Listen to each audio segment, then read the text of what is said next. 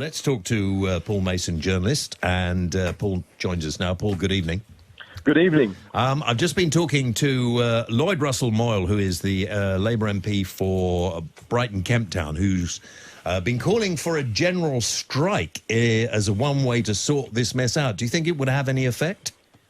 I think, as a demonstrative act, I think we're going to less like the old-style general strikes. Remember, there was one in 1926, nearly 100 years ago. I read about it. Yeah, well, more like the kind of thing that's going on in Hong Kong, or was going on, the peaceful mass civil disobedience. When people get denied a basic voice for democracy, I've just been on this big demonstration outside Parliament. Oh, you're one of them.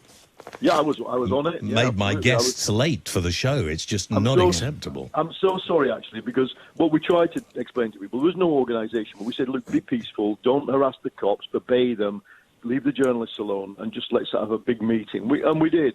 And what surprised me, I mean, there were Lib Dems, there were Corbynists, there were People's Voters, and there were a lot of ordinary people, including Polish people who live and work here, and also refugees. And the overwhelming sentiment was, I thought this was a democracy. Well, it is. That's why the referendum voted to leave. Yeah, but here's a crucial point for your listeners, James.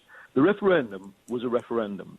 The will of the people is expressed in our British Constitution, and and embodied in the Queen as the monarch in Parliament. That is the law. The Queen in Parliament expresses the will of the people. No, she doesn't. The Queen is just there as a figurehead. No, I'm not using. I'm using the exact words of the British Constitution. We don't have a constitution. It's not written down. Well, you may have noticed we've got a thing called the Supreme Court. And when the Supreme Court makes rulings, they become law. The Supreme Court 2 years ago made a ruling that said exactly this. The only will of the people recognised by a British court, and by the police, by the civil service, by the people who enact the laws, is the Queen in Parliament. That's it. I mean, you might not like it. There's lots of people who don't like the Queen, don't like Parliament, and all. No, I'm a staunch royalist, mate. Listen, I don't like Republicans, but the Queen is not in charge. The Queen does not make the decisions. No, but what she does is that the sovereign power. So we're talking here about the sovereign power is Parliament, right. and that's why the Queen goes every year. That's why they're going to suspend Parliament to reopen it after 5 weeks. Well, they always do that before a Queen's speech. No, they don't. You see, and you're a presenter on a public service radio program. I'm not on a public service radio program. I'm sorry, That'd be ridiculous. This is a commercial radio station. Or even commercial radio has a license to be public service. So what I'm about to say to you, James, is very important. You just told a lie. You need to withdraw it. Yeah, you actually need to withdraw it. This does not always happen. What was the lie? Because obviously I didn't tell a lie because I'm not aware that it is a lie. I may... No, you listen to me. No, Paul, listen to me. Paul, listen to me. Listen to me, Paul. Paul, you're not... Right, Paul, forget it. Just let's play what Paul said a little earlier on today on Twitter. This is what Paul said on social media. We need people on the streets, and I don't mean people on the streets like on a classic sort of Remain People's Vote march. I mean like in the poll tax protests. And we need to force Johnson to obey the will of the people, which is expressed in Parliament. So if anybody's going to apologise, maybe, Mr Mason, you should apologise for that.